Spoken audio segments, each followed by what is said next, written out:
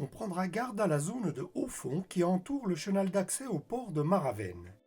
Il est recommandé d'emprunter son entrée repérée par deux bouées, verte à tribord marquée Mare 1, rouge à bâbord marquée Mare 2. On progressera ensuite vers le nord jusqu'à la digue est en restant bien centré dans le chenal. De nuit, ces bouées sont repérées par deux feux scintillants, vert à tribord, rouge à bâbord, qui portent à 1 mille, soit 1,85 km.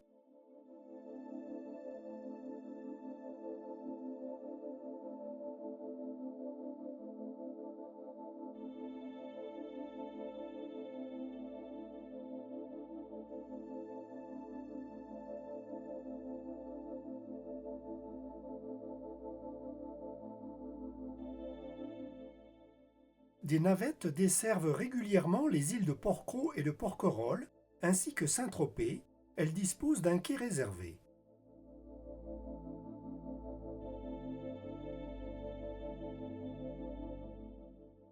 De nuit, l'extrémité de la digue est du ruisseau de Maravenne est repérée par un feu scintillant à 9 éclats blancs toutes les 15 secondes sur une colonne cardinale ouest à l'élévation de 8 mètres, portant à 5000, soit 9,3 km.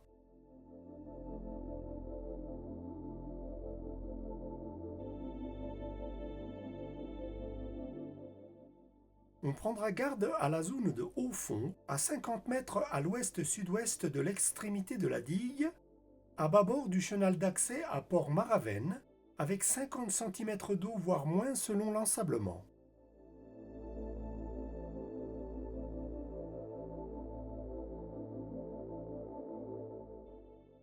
Sur toute la commune de Lalonde-les-Maures, le mouillage est interdit dans la bande des 300 mètres, à l'exception de deux zones soumises à autorisation d'occupation temporaire, l'une devant la plage de l'Argentière, décrite dans la vidéo du mouillage de Léhoube, l'autre au droit de la pinède du Bastidon. Le mouillage forain libre est cependant autorisé dans la zone des 300 mètres, au sud de la jetée, entre les chenaux d'accès à Port-Miramar à l'ouest et Port-Maravenne à l'est. Il sera prudent de sonder car le mouillage s'effectue dans 1,5 à 2 mètres d'eau, avec par endroits des zones de 60 cm de profondeur. Le chenal d'accès à Port-Miramar est large de 45 mètres à la sortie du port et de 70 mètres aux 300 mètres. Les VNM peuvent également l'emprunter. Son entrée aux 300 mètres est repérée par deux bouées, verte à tribord marquée Mire 1, rouge à bâbord marquée Mire 2. De nuit, ces bouées portent chacune un feu scintillant à un éclat toutes les 4 secondes, qui porte à 1 mille, soit 1,85 km, respectivement vert à tribord et rouge à bâbord.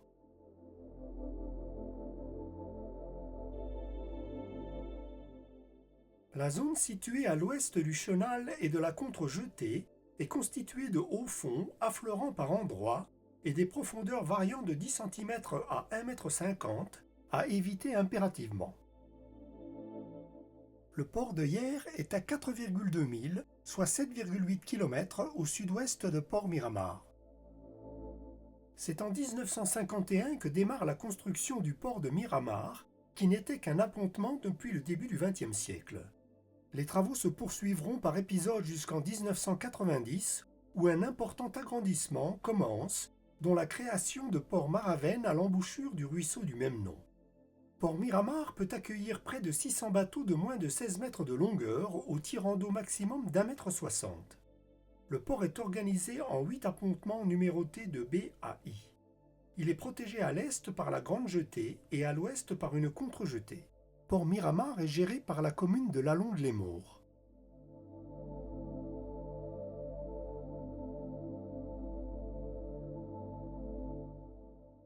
La zone technique, gérée par une société privée, dispose d'une aire de carénage équipée d'un travel lift de 15 tonnes et d'une grue fixe électrique de 5 tonnes. On y trouve une darse.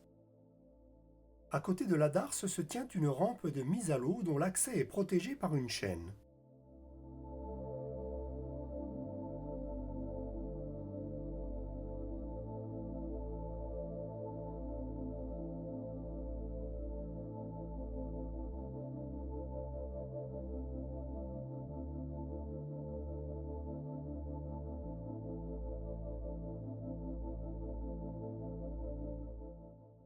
une passerelle qui s'appuie sur un ancien bunker, au tirant d'air de 3 mètres, limite l'accès de Port Maraven aux seuls bateaux à moteur.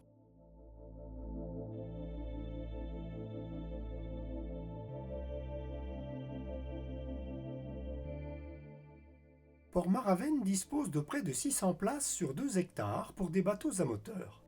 Il est organisé en 2 bassins. Le bassin numéro 4 à l'est dispose de 8 appontements, numérotés de K à R.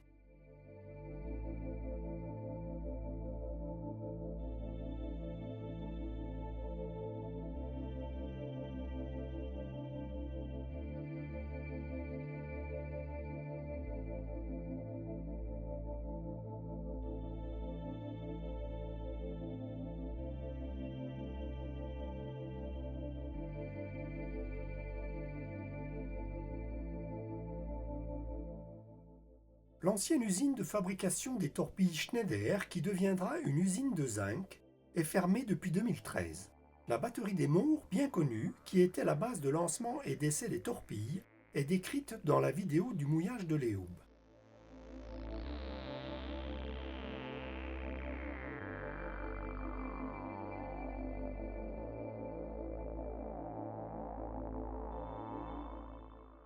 Les restes d'une épave non loin du rivage devant l'usine rappellent les dangers des zones de haut fond qui entourent le port.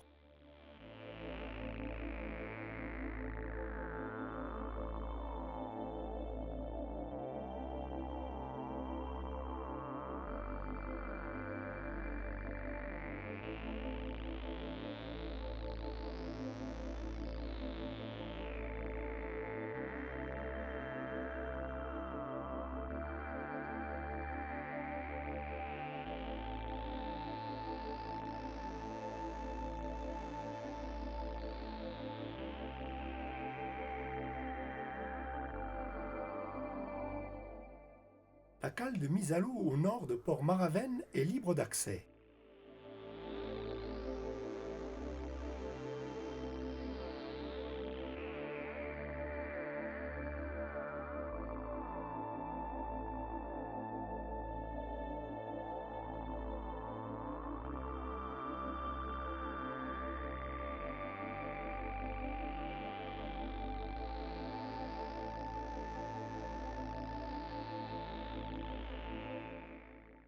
Le bassin rivière, parfois nommé bassin numéro 3, est ouvert du 1er avril au 30 septembre.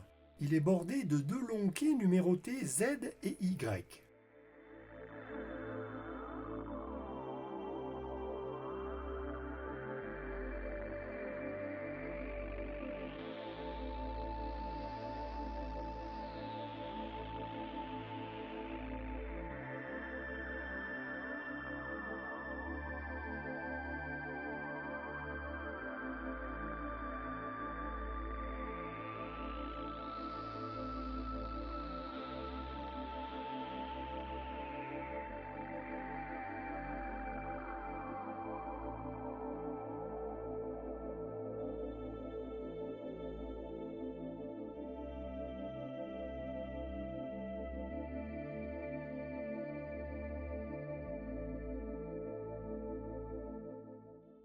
La capitainerie aux bâtiments de forme caractéristique gère les 2 ports.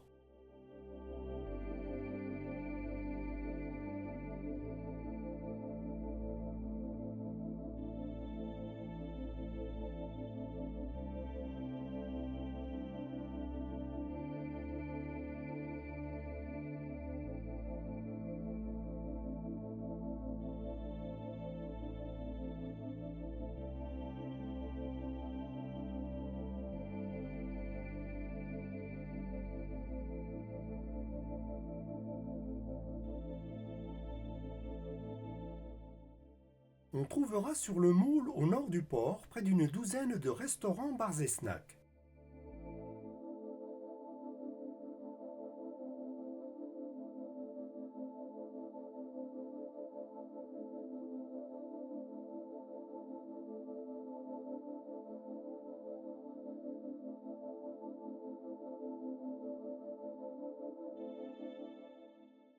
La station d'avitaillement fonctionne 24 heures sur 24 grâce au paiement par carte bancaire.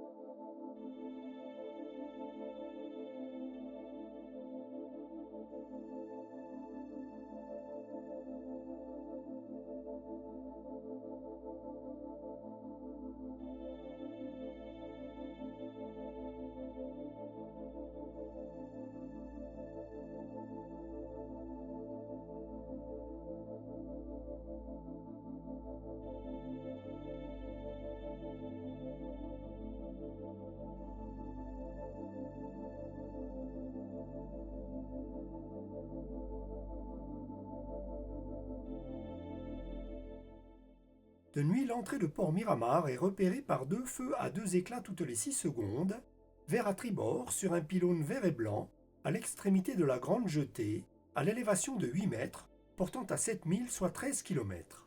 Rouge à bâbord sur un pylône rouge et blanc, à l'extrémité de la Contre-Jetée, à l'élévation de 6 mètres, portant à 4000 soit 7,4 km.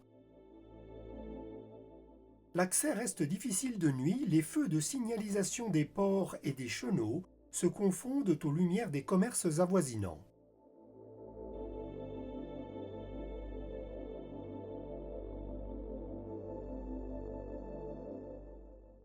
Deux pontons sont réservés aux visiteurs non loin du bureau de l'accueil dans les locaux de l'ancienne capitainerie.